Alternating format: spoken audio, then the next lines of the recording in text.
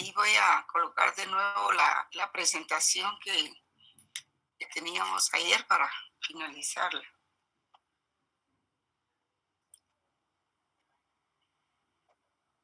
Pues como les decía, esos temas son temas muy agradables, muy bonitos, muy amplios, donde se encuentra mucho contenido filosófico y mucho conocimiento. Pero bueno, espero que lo podamos completar con documentos y ustedes los lean, ¿verdad? Nosotros, como profesores, pues solo damos las directrices para que el alumno pueda desarrollar los conocimientos. ¿En qué nos quedamos la vez pasada? En las condiciones formales y las condiciones materiales de la norma, ¿verdad? Un poco eso. Creo que es lo último que vamos a ver de ese punto y luego entramos a las razones para obedecer el derecho. Entonces, como a manera de resumen, vamos a trabajar un poco, como para rematar el tema del miércoles, de ayer, vamos a trabajar lo que son las condiciones formales y materiales de la norma, ya como un corolario de lo que veníamos hablando de la teoría de Hans Kelsen, ¿verdad? Acerca de la validez de la norma. Bien, entonces estamos ahí.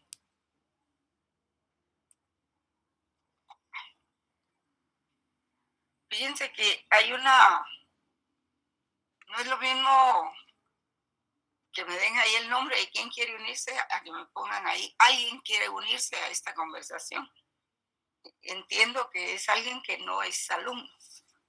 Bueno, le di ingreso hace un momento, no sé quién sea. Creo que no le debí dar, pero no, porque me tiene que aparecer el nombre del alumno y aquí dice solo alguien. Esperemos pues que sea con buenas intenciones. Entonces, para concluir el tema de ayer, ¿verdad? Sobre la validez de la norma, ahí tienen ustedes la presentación.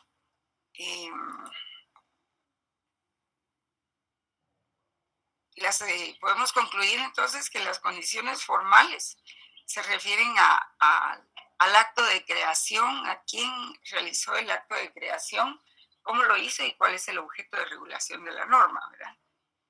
Y establece también lo que es posible hacer con la norma. También entre esas condiciones formales se encuentra la competencia formal y es que la norma haya sido creada por el órgano competente.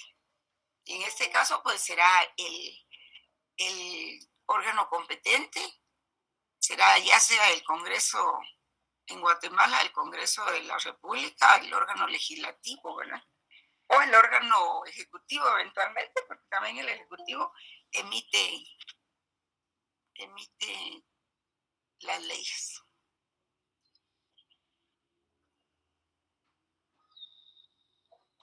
Entonces, esa es una condición formal para que la ley se considere como ley, para que la norma sea válida, que ha sido emitido en el acto de creación por el órgano competente. El procedimiento también se refiere a que la validez de la norma requiere que se observe el procedimiento establecido para eso, ¿verdad? Que es el proceso legislativo.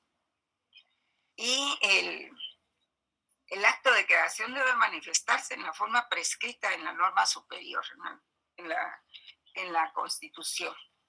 Y también en la norma que regula el legislativo, ¿verdad? La norma ordinaria que regula el legislativo. La competencia material, pues, es que las normas no solo están vinculadas a un sujeto normativo y a un procedimiento, sino que también a un ámbito material de regulación. Ya mencionamos algunos de esos ámbitos materiales, ¿verdad? Como es el territorio, el espacio, la vigencia, el tiempo, etc. Y esas son las condiciones formales. Las condiciones materiales se refieren a lo que la norma prohíbe, manda o permite en su contenido. O sea que es lo que la norma prohíbe, manda o permite del contenido de la disposición normativa al terreno de la interpretación y eventualmente aplicación también, ¿verdad?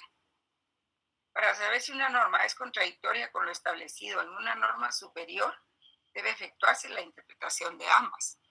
Era algo de lo que yo les mencionaba, de que algunos hablan del acto bifronti, que cuando se va a hacer aplicación de una norma ordinaria a un caso concreto, pues tiene que hacerse la interpretación de la norma específica o especial, o incluso si es un reglamento, pues hay que ver si es congruente con si es un reglamento, se trata de un reglamento, tiene que examinarse si la norma ordinaria es la específica o bien el reglamento es el específico y que esté de acuerdo con las normas constitucionales, porque si esto lo tergiversa la Constitución o en la Constitución no hay nada que preceptúe esa situación,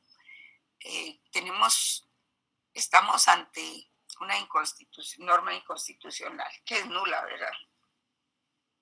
Otra de las condiciones materiales no es solo lo que la norma prohíbe, manda o permite, sino que en el caso de que sea una norma contradictoria con lo establecido en una norma superior, debe efectuarse la interpretación de ambas.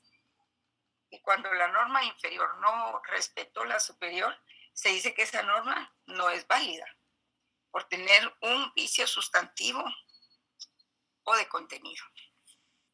Bien, y con eso finalizamos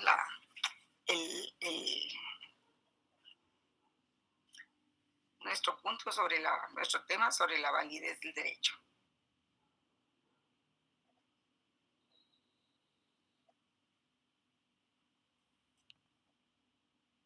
Vamos entonces a ver las razones filosóficas o filosóficas que establecen diversas corrientes para obedecer el derecho. La obediencia al derecho pues ha sido objeto de estudio por un extenso grupo de filósofos del derecho. Hay muchas posturas, algunas enfrentadas entre sí, pero casi todos sitúan la pregunta sobre la obediencia al derecho en el ámbito de la moralidad, en detrimento del ámbito jurídico e incluso político. Y toda esa crítica pues nos lleva a abordar el tema desde una triple y complementaria perspectiva. O sea, la obediencia al derecho como obligación jurídica, luego como obligación política y como obligación moral. Y según el positivismo jurídico, pues esta corriente del derecho está compuesta, según esta corriente el derecho está compuesto exclusiva o predominantemente por preceptos legislativos, o sea, por normas promulgadas explícita y deliberadamente por órganos centralizados y no, por ejemplo, por normas consuetudinarias o jurisprudenciales. Aquí estamos hablando del derecho positivo, el derecho puesto, ¿verdad?, por el Estado.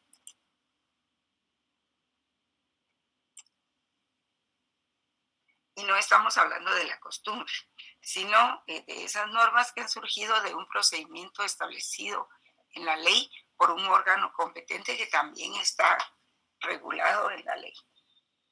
Y el positivismo jurídico sostiene que el orden jurídico es siempre completo, que no tiene lagunas, dice el positivismo jurídico. Y es consistente porque no presenta contradicciones, es preciso porque sus normas no son vagas ni ambiguas. En suma, dice, es un sistema autosuficiente para proveer una solución unívoca para cualquier caso concebible.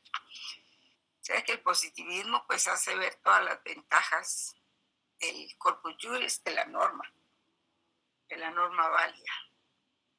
También dice que generalmente va unido al positivismo ideológico. Y el positivismo ideológico defiende la absoluta sumisión, fíjense bien en eso, jóvenes, el positivismo ideológico defiende la absoluta sumisión de los jueces a los mandatos legislativos, lo que supone que el derecho está compuesto solo por leyes. Eso sería lo que esta afirmación conlleva.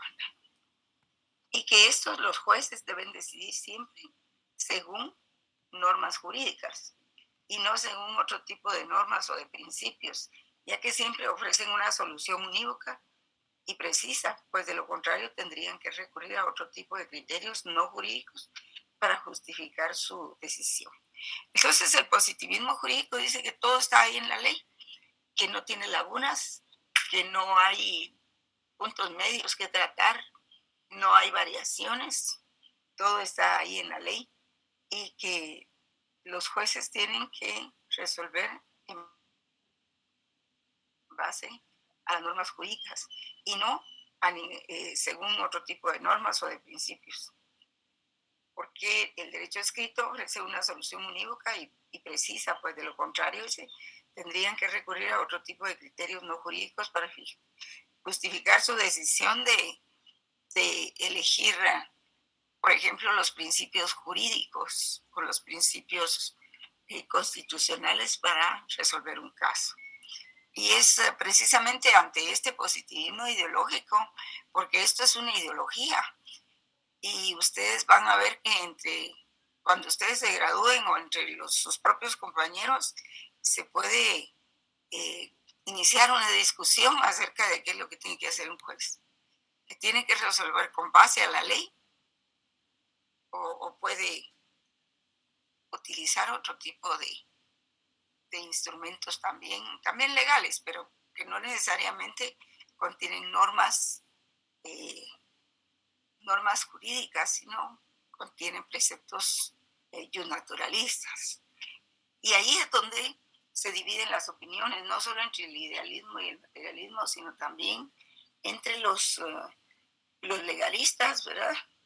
Y los naturalistas, y sin saber que se puede compartir ambos criterios, todo depende.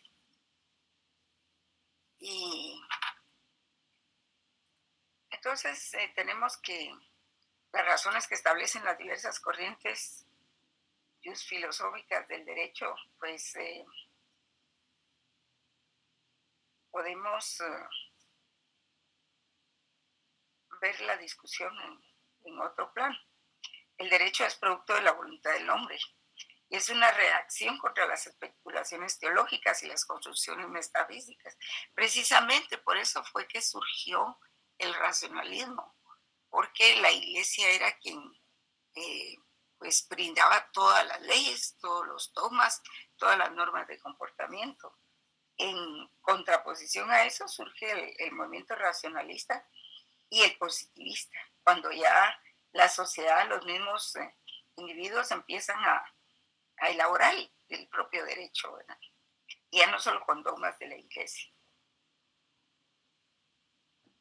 Y hablamos de la teoría pura del derecho, que realiza ciencia jurídica a través de esa teoría que consiste en hacer a un lado todo lo ajeno al derecho. Y afirma que la ciencia, el objeto de la ciencia del derecho lo constituyen normas jurídicas. Sí, efectivamente, es lo que piensa Hans Kelsen, porque él hace un análisis así aislacionista del derecho, de las normas jurídicas. Todos sabemos que nada existe aislado, todo está relacionado.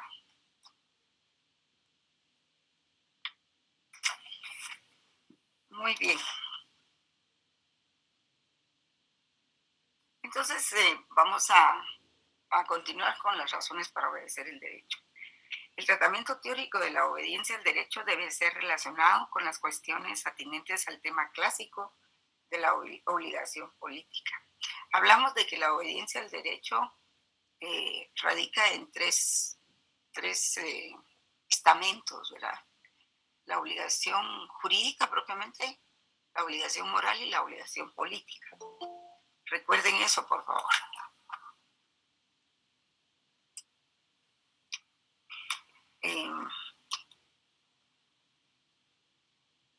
Les voy a repetir, el tratamiento teórico de la obediencia al derecho debe ser relacionado con las cuestiones atinentes al tema clásico de la obligación política. No se sustituye la obligación política por la obediencia al derecho. Por supuesto que no.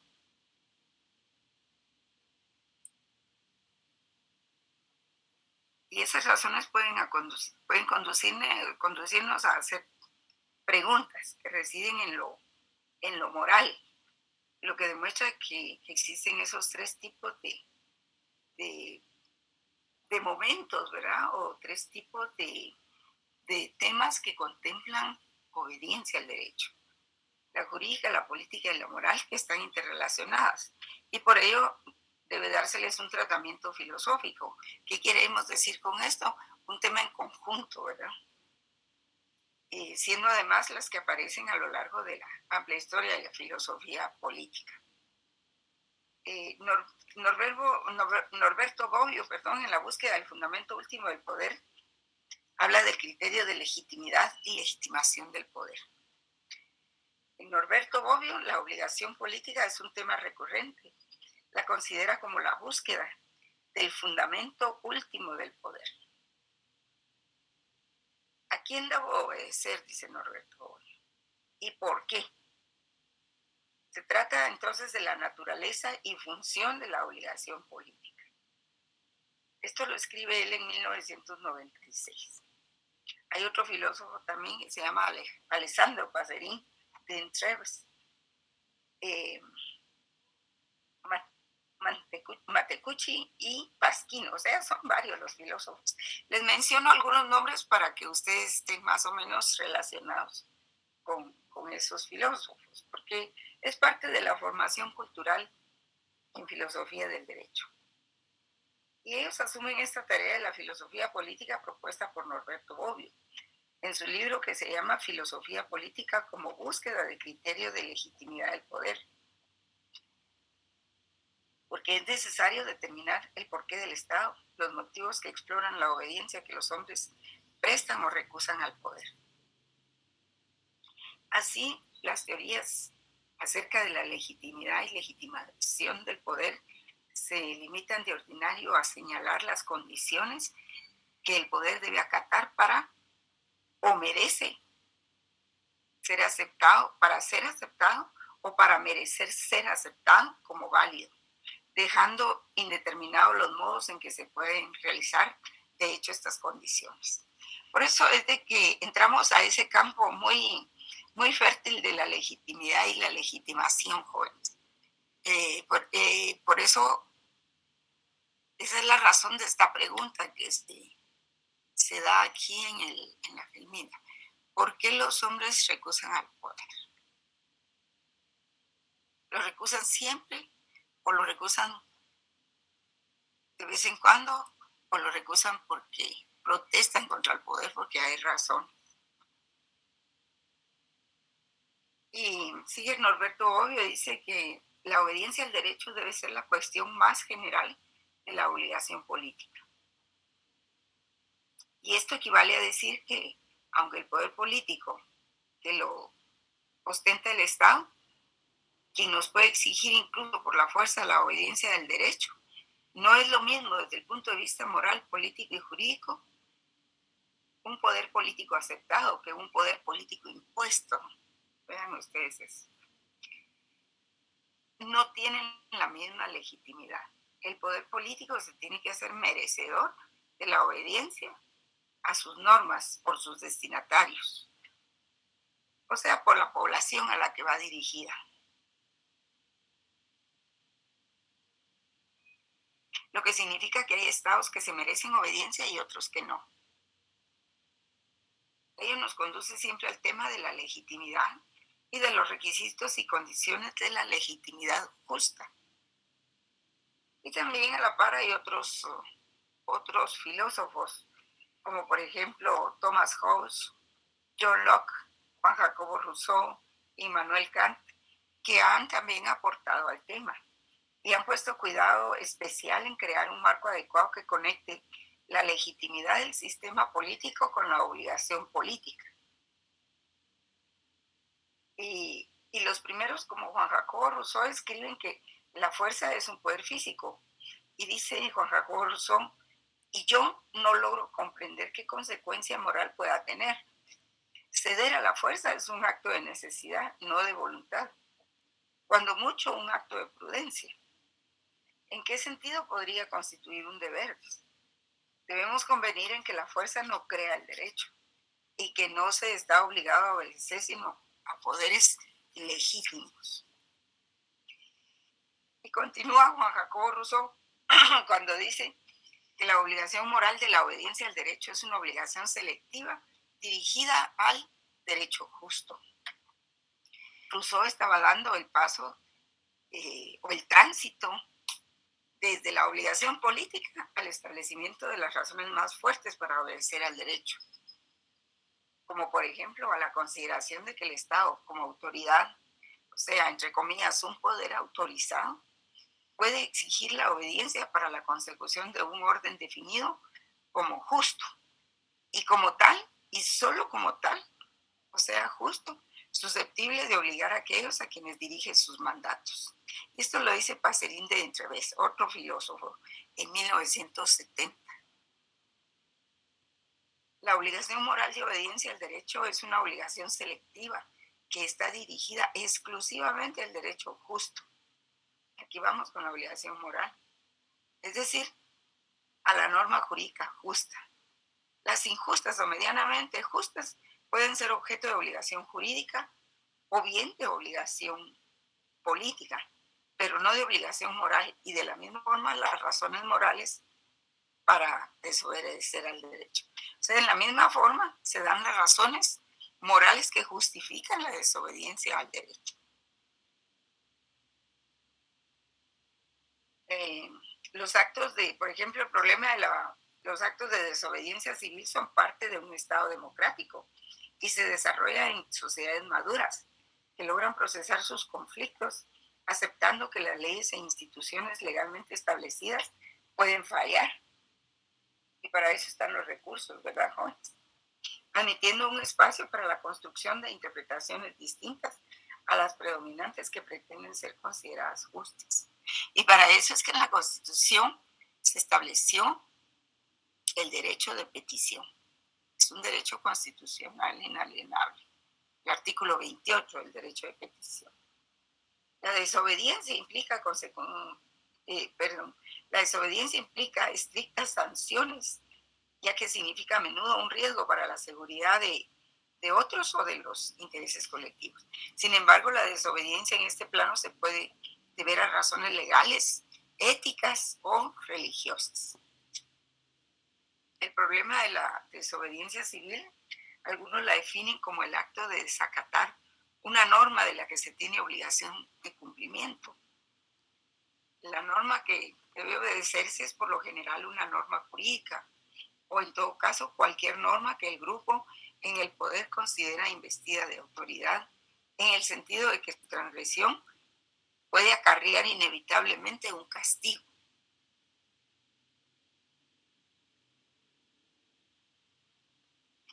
Y la opinión generalizada de que todo acto puede ser una conducta o una transgresión por una conducta activa o pasiva, ¿verdad? Porque también la desobediencia pasiva existe, o sea, la resistencia pacífica existe. La opinión generalizada es de que todo acto contrario a la ley es siempre un acto ilegal. La opinión generalizada es que todo acto contrario a la ley es siempre un acto ilegal, que merece tanto el castigo positivamente definido en los códigos como la condena social. Admite otro análisis desde la perspectiva de la desobediencia civil. Y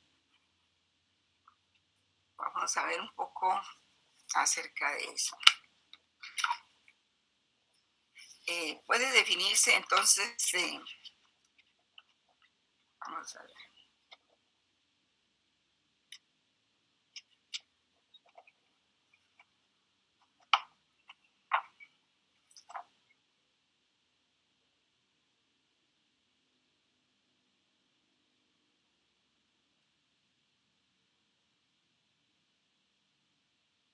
La definición del autor Eusebio Fernández sobre la obediencia al derecho pues la define como la obligación de obedecer al derecho, que se manifiesta como una especie de obligación política en último término de la obligación moral.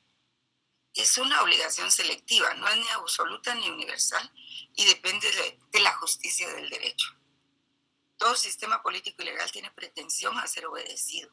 Es de hecho la esencia misma del poder y de la autoridad de exigir el respeto de sus leyes y mandatos, sin los cuales la existencia de cualquier sociedad pues es imposible. Sin embargo, la sencillez de este enunciado no refleja la complejidad de la cuestión de la obediencia, la cual es tan vieja como la existencia misma del derecho. Sí, porque si no, si hubiesen dado movimientos en contra del sistema imperante, probablemente nunca hubiera existido la república y siempre hubiéramos estado dependiendo de un poder monárquico. Y Eusebio Fernández pregunta, ¿existe en verdad una obligación de obedecer al derecho? ¿De dónde proviene? Y finalmente, ¿acaso es una obligación absoluta? Para algunos autores, en efecto, la cuestión de la obediencia a la autoridad y sus mandatos constituye el nudo de la filosofía política y la definición misma de su objeto. Sí, por ejemplo, cuando se estudia ciencias políticas, pues el kit de la cuestión de las ciencias políticas es esto, precisamente. Pero hay otras ideas sobre el problema de la obediencia al derecho, ¿verdad? Una primera aproximación a esa problemática es considerar que existe una obligación de obedecer al derecho porque la norma jurídica sí lo establece. O sea, ese es un concepto, una definición muy elemental. Como la ley lo dice, tenemos que obedecer. Y como además está el artículo 2 o 3, me parece, de la ley del organismo judicial, que advierte a los ciudadanos que nadie puede justificar el incumplimiento de una norma por ignorancia, desconocimiento o costumbre en contrario. Y entonces esta obligación de tipo legal o jurídico deriva de la existencia de una norma jurídica válida que impone un mandato obligatorio. Es la idea según la cual el derecho no necesita otra fuente de obligación al constituir por sí mismo un conjunto de deberes jurídicos. Entonces, basar la obligación sobre argumentos puramente legales plantea algunas dificultades, pues puede considerarse una tautología, ¿verdad? Afirmar que estamos legalmente obligados a obedecer la ley porque la ley impone una obligación jurídica. Entonces, estos autores lo que hacen ver es que no es suficiente que lo diga la ley, es que es legítima la autoridad que la está emitiendo, realmente representa los intereses de los ciudadanos, como para que los ciudadanos se sientan identificados con obedecer la norma. Por ejemplo, esa ley que acaba de salir, especialmente con lo del aborto, perjudica a las mujeres, a la mujer joven, fundamentalmente. Y entonces, lo que yo no sé es por qué siempre se une el problema del aborto con el resto de la ley, por qué no se separan los temas, ¿verdad? En fin, para Peter Singer, la obligación de obedecer al derecho no puede ser legal, pues esto nos llevaría de regreso al infinito. O sea, no hay que alegar solamente de que porque la ley lo dice, porque entonces entramos en un círculo vicioso, puesto que las obligaciones legales derivan de las leyes. Tendría que haber una ley que dijese que debemos obedecer a la ley, y eso es innecesario. ¿Qué obligación habría entonces de obedecer a esta ley, etcétera? La idea de obligación jurídica en su vertiente positivista parece pues incapaz de responder a la pregunta de por qué se obedece. Otro enfoque fundamenta el deber de obediencia a partir de la existencia de las sanciones previstas por las normas jurídicas, como por ejemplo tal obligación prudencial radica en el miedo al castigo que deriva del incumplimiento de la regla. Se trata de una obediencia interesada, condicionada a las consecuencias que genera la desobediencia al mandato jurídico. Y este enfoque presenta también algunas dificultades. En primer lugar, porque no toda norma prevé sanciones para el desobediente, sin que por ello desaparezca la obligación de obedecer. También porque no se puede hablar de obediencia en sentido fuerte, ya que cuando desaparece el miedo al castigo, desaparecen igualmente las razones para obedecer. Finalmente, porque el cumplimiento de una sanción no genera un derecho a desobedecer. De esta manera, la obligación de obedecer al derecho sí existe. No puede fundarse únicamente en elementos externos de prudencia y de sanción, sino que debe desenvolverse como obligación interna de los individuos. Más prometedor aparece el enfoque relacionado con la obligación política, que deriva de la legitimidad del poder político. O sea, el deber de obediencia deriva o está directamente relacionado con la legitimidad del poder político. El carácter legítimo del poder, es decir, la adhesión generalizada de los gobernados hacia sus gobernantes, fundamenta la obligación de obedecer de los gobernados. Y en palabras de Norberto Bobbio, pues la referencia de un principio de legitimidad hace del poder de imponer obligaciones un derecho y de la obediencia de los destinatarios la imposición de un deber. La obligación política entonces consistiría en los deberes morales del individuo viviendo en sociedad en vista de que la convivencia pacífica, en vista de la convivencia pacífica y de cooperación que debe existir en toda sociedad. Pero el problema de la obediencia al derecho se liga con la obligación política y también se liga a la obligación moral con la política. O sea, aquí se refiere a la moral social, ¿verdad?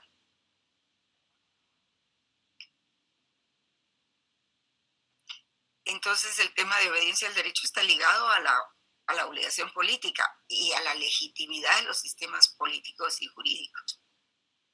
Las razones legales no son suficientes para obedecer al derecho porque son tautológicas, o sea, se repiten, ¿verdad? Y las prudenciales, pues ser prudente, ¿verdad? Se fundamentan en el cálculo del temor, en las ventajas o desventajas de las normas y por tanto no son razones morales.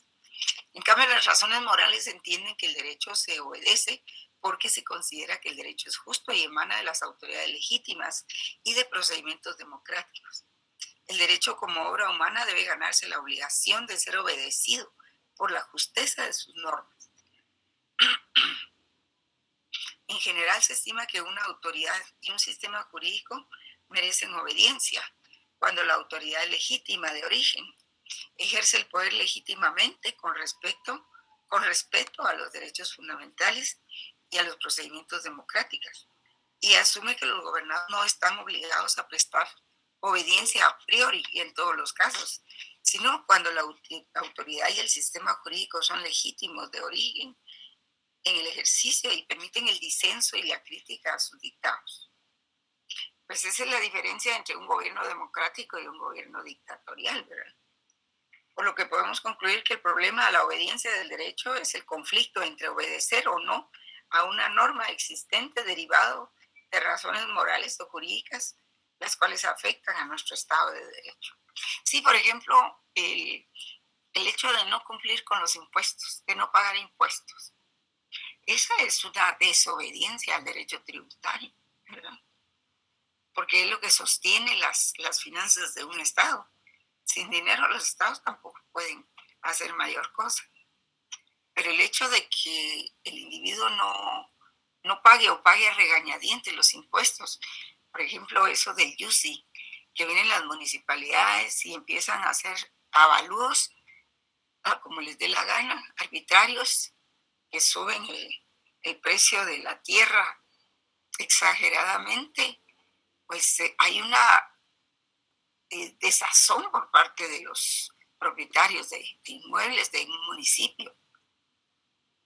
Y pues entonces no se sienten identificados con lo que el alcalde quiere, sobre todo si el alcalde se sube el salario a 100,000 quetzales, ¿verdad? Entonces es una razón para que se legitime, como pasa con algunos alcaldes, ¿verdad? Actualmente.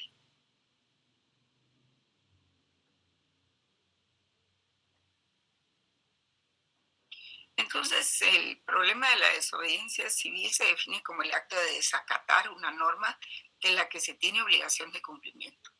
La norma que debería obedecerse es, por lo general, una norma que el grupo en el poder considera investida de autoridad en el sentido de que su transgresión le acarreará inevitablemente un castigo.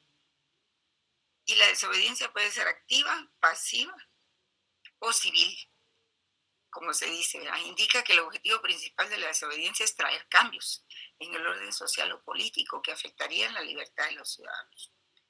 La desobediencia civil puede definirse como cualquier acto o proceso de oposición pública a una ley, a una política adoptada por un gobierno establecido, cuando el autor tiene conciencia de que sus actos son ilegales o de discutible legalidad y es llevada a cabo y mantenida para conseguir unos fines sociales concretos.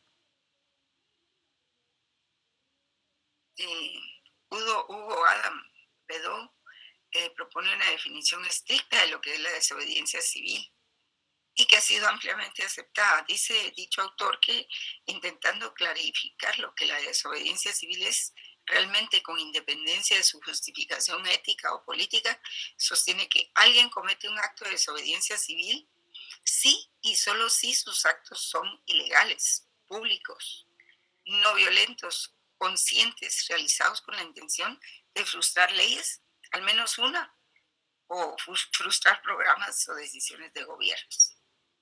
Por ejemplo, el hecho de que la gente no se quiere vacunar, ¿verdad? Pues hay recomendaciones y se pelea porque pues, la mayor parte de personas deberían de estar vacunadas, es lo que el sentido común dice, ¿verdad? Y se exige la emisión de una ley como una obligación para poderse vacunar.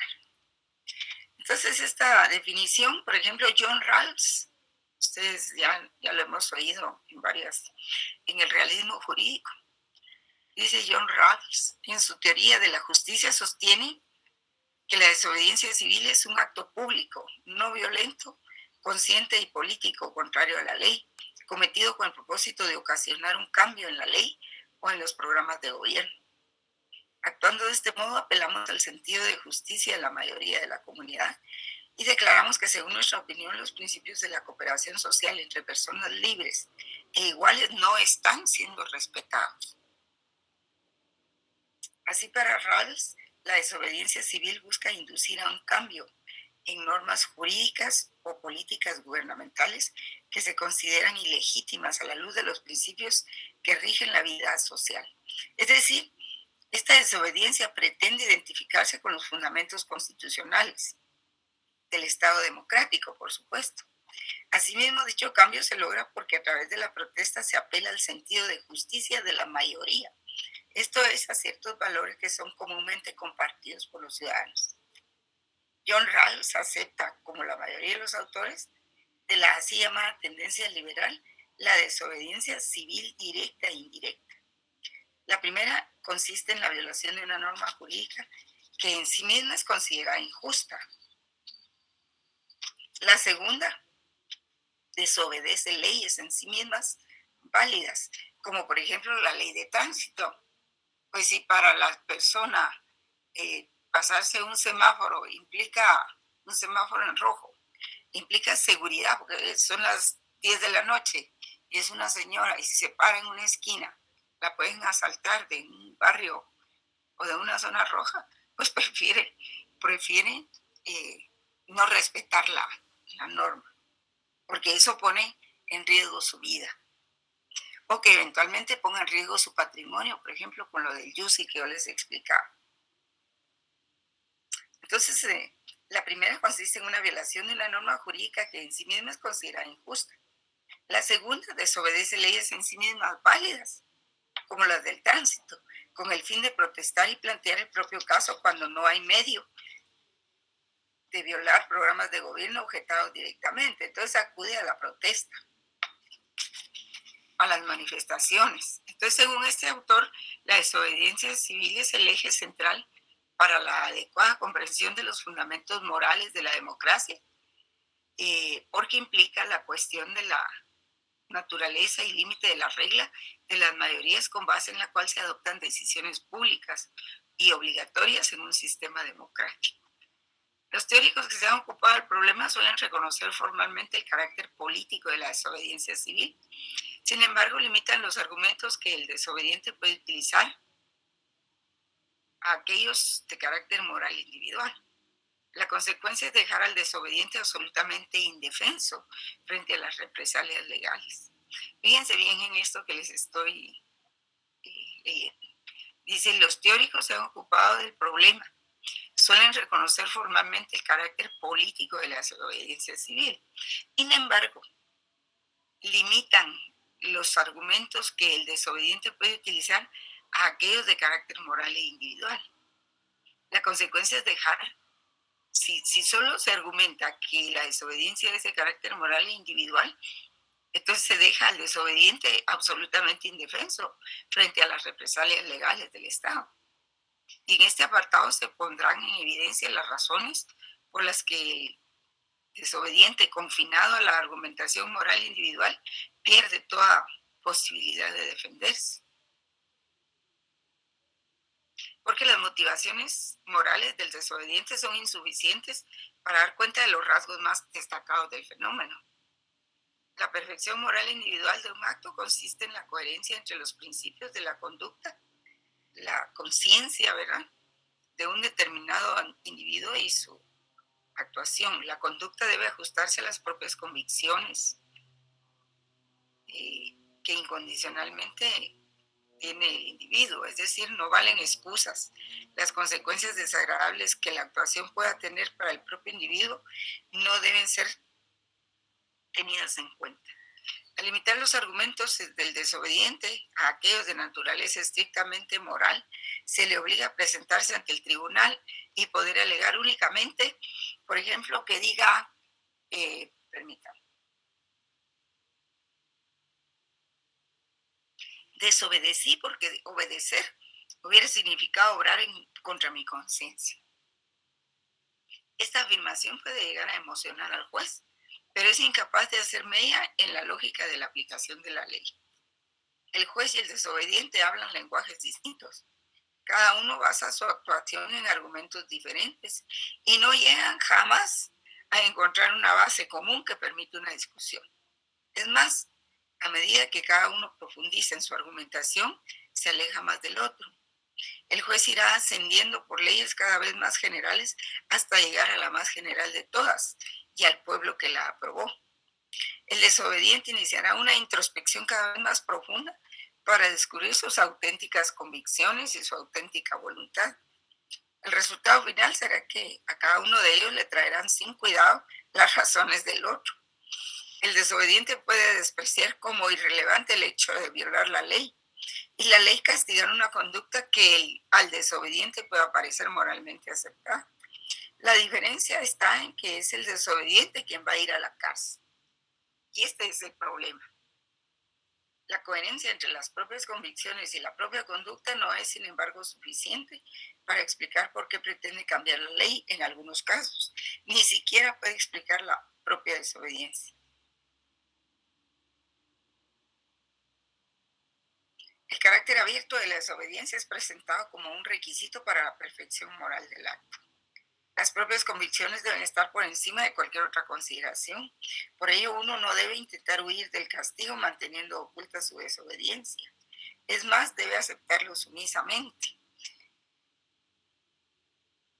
Pero esa argumentación es absolutamente falaz, ¿verdad? Que uno mantenga sus convicciones aun cuando puedan acarrearle consecuencias desagradables, no significa que tenga que ir a buscarlas tampoco. Simplemente significa que esté dispuesto a no cambiar su modo de actuar, aunque, o sea, sus valores, aunque se den esas consecuencias. En realidad, el hecho de que el desobediente no intente ocultar su desobediencia, sino que la haga notoria, no demuestra que sus convicciones estén por encima de cualquier otra consideración. Al contrario, demuestra que considera la ley incluso por encima de sus convicciones. El carácter abierto de la desobediencia no es una consecuencia del carácter absoluto del imperativo moral que la impulsa, sino una consecuencia del respeto a la ley. O sea, la gente, todos respetamos la ley porque es una obligación moral. y consideramos que la ley debe respetarse para mantener la armonía entre los miembros de nuestra sociedad. Pero hay cosas que rebasan esa convicción.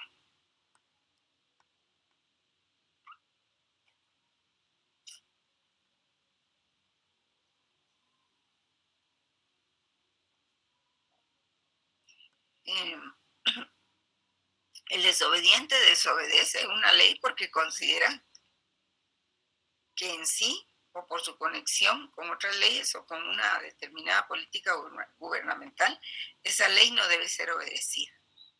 Su crítica se mueve en el plano de la legitimación de las normas jurídicas. Y esa crítica sigue siendo una estrategia que sí coloca al Estado ante el dilema en que algunos teóricos parecen colocar al desobediente, al desobedecer la ley, aduciendo razones de legitimidad. El desobediente coloca al Estado ante la alternativa de reafirmarse en su política o cambiarla. Desde el momento en que el Estado se encuentra ante la violación de una ley, se ve obligado a adoptar una decisión jurídico-institucional. Si absuelve al desobediente, debe modificar la ley o política que motivó la protesta. Si le condena, está reafirmándose en esa ley o política. Sin embargo, algunos teóricos piensan que la condena se agota en el campo legal y no exige otras consideraciones. Es el tema de la imposible justificación legal de la obediencia civil que le vamos a ver más adelante, ¿verdad? Vamos a ver qué hora es, joven. No, todavía tenemos tiempo. En un sistema, los teóricos suelen estar de acuerdo en que es imposible justificar legalmente la desobediencia civil. Así, por ejemplo, Karl Cohen afirma que de la naturaleza de un acto cualquiera de desobediencia civil se sigue que no puede dársele una justificación legal. En un sistema jurídico dado, la ley no puede justificar la violación de la ley.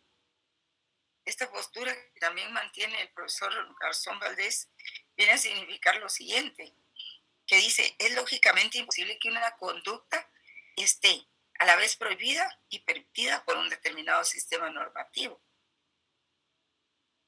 Independientemente de los problemas lógico-normativos, y para eso es que nos sirve la lógica jurídica, jóvenes, para este tipo de temas. Independientemente de los problemas lógico-normativos, que una afirmación de este tipo da por resuelto sin más, resulta sorprendente y casi aterrador la consecuencia final que esta postura tiene. Es decir, la causa de que el desobediente tenga que ser castigado resulta ser la imposibilidad lógica de que una conducta esté a la vez prohibida y permitida en un sistema normativo determinado. Es decir, es la lógica que me envía a la cárcel al desobediente. Unas mínimas nociones de esa rama del saber, que es la lógica, son suficientes para darse cuenta de que no encierra en absoluto la agresividad suficiente como para privar a alguien de su libertad. La lógica es absolutamente inofensiva. Hay que intentar averiguar qué mecanismos permiten presentarla como principal responsable en este caso. Es un hecho que si el desobediente civil no tiene una buena defensa legal, va a ser castigado. Cabalmente, el argumento de la imposible justificación legal de la desobediencia civil tiene de cierto solo eso.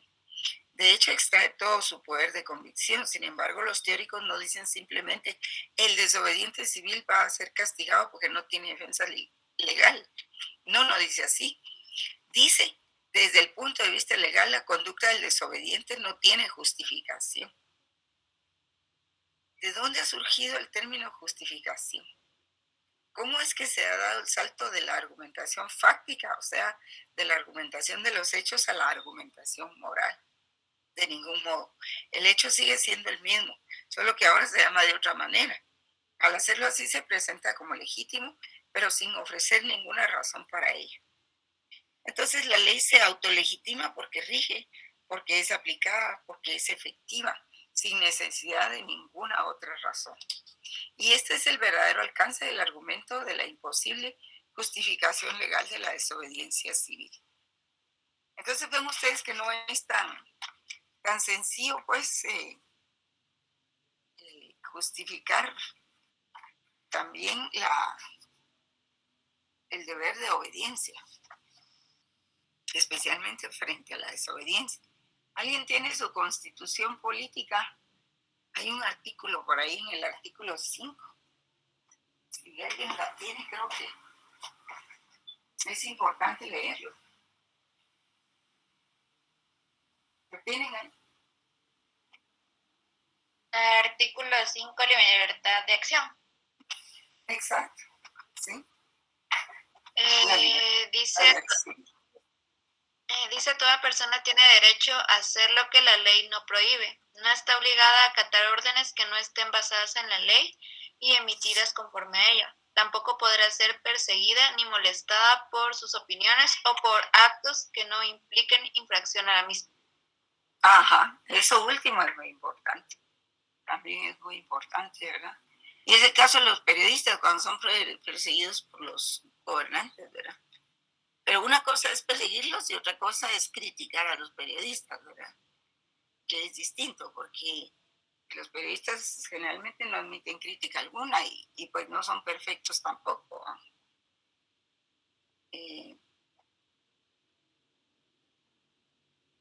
En términos amplios, entonces está catalogada la desobediencia civil, pues hace referencia a los deberes generales que como todos los ciudadanos debemos reconocer, legitimando así el orden legal vigente, teniendo en cuenta que esto puede traer cambios en el orden social o político que afectaría la libertad de los ciudadanos. La desobediencia civil corresponde a diversos ámbitos, entre ellos la ética. Diferir, disentir, protestar, no acatar órdenes inapropiadas o con las que uno no está de acuerdo es el derecho y privilegio del ser humano. En un mundo como el nuestro, la desobediencia civil es hasta necesaria. Javier Sadaba escribe, si la sociedad no es democrática no hay problema porque no hay nada a lo que obedecer o habría que desobedecer casi a todo. Una parte se niega a obedecer y lo hace pacíficamente. Por ejemplo, como les decía yo, a negarse a pagar impuestos. Y en el artículo 5, pues una vez clara la definición de obediencia, pues nos referimos al problema de la desobediencia del derecho, pues cuando no se está bajo una normativa, los ciudadanos no tienen control de sus propias acciones y se violentarían los derechos de los otros como los derechos en común. Y especialmente eso dice que el artículo 6, ninguna persona puede ser detenida o presa sino por causa de delito o falta. Hay alguna clasificación de las formas de desobediencia civil. Por ejemplo, hay manifestaciones de protesta y medidas de persuasión, y estas son acciones de tipo simbólico. Hacen que el interés pasivo de la comunidad se despierte y se incorporen al movimiento. Son actos de protesta escritos, pues el uso de las redes sociales ahora, ¿verdad? Declaraciones, manifiestos, apoyos, difusión de la protesta por diferentes medios de comunicación o publicitarios, cacerolazos, sátiras, ruidos simbólicos, vigilias, canciones alegóricas, peregrinajes, caravanas, fotos, mitines para generar molestias visibles a los íconos del régimen que sepan y conozcan que hay un pueblo en disposición de una desobediencia civil, desmantelamiento de empresas no deseadas, impago de impuestos.